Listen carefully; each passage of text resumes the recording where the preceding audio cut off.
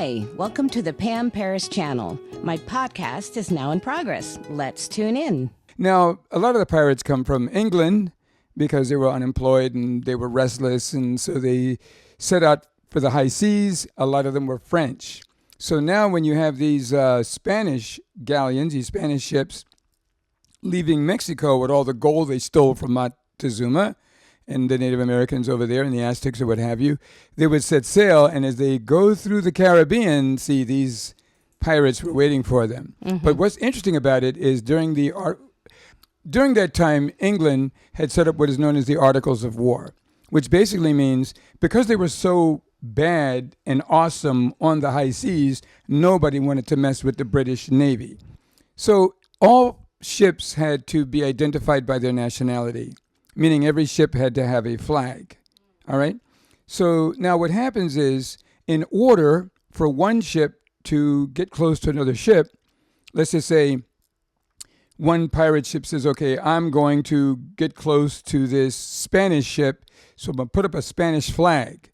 So the people looking through the binoculars going, oh, it's a friendly ship coming. Mm-hmm. So now when that Spanish ship would get close to the Spanish ship, they would switch flags and show the Jolly Roger.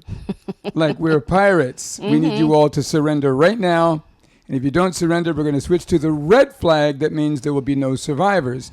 That's where that expression came from, showing your true colors. Really? Yes, that's where it came from. Because they would say, well, now that ship showed its true colors. And see, this is what people do. Mm-hmm. Now, have you ever had an experience where a man approached you, wanted to know you, and wanted you to like him, so he started approaching you under your flag, meaning to get close to you.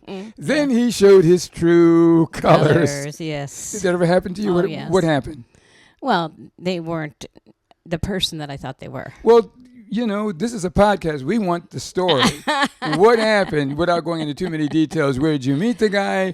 Because other women want to learn from your experience. Like, how did he come on to you? How did he show you that he was a friendly flag in the beginning? So he had been around in the neighborhood, and we'd seen each other occasionally. Okay. And he was always friendly, saying hi. And I knew there was a connection because I kind of was interested too. So there was kind of a connection. Mm-hmm. And so he drew me in. You know, he just kept coming around and then finally asked me out. So the first thing he had to do, again, his target would be to break down your resistance. Because when you first saw him, you may have liked him, but that doesn't mean you're going to date him, right? You can see a guy you like, that doesn't mean you're going to get a date. So did he say certain things? Did he present himself a certain way to where you said, you know, he seems like, you know, we're both flying under the same flag. I feel safe with him. Well, he was in the neighborhood for one thing. Oh, so that part was already established. Yeah, so I felt comfortable knowing that he was a neighbor. Okay. And then I didn't feel any negative vibes from him. Mm-hmm. He was just friendly, and he didn't really come on to me strong, so I felt safe with him. Okay. And so when did he reveal his true colors? And without going into too much detail, how did he do that? Where you say, you know what, now I see his true colors. Well, I did go out on a date with him, mm-hmm. and he just moved way too fast and was wanting things I didn't want.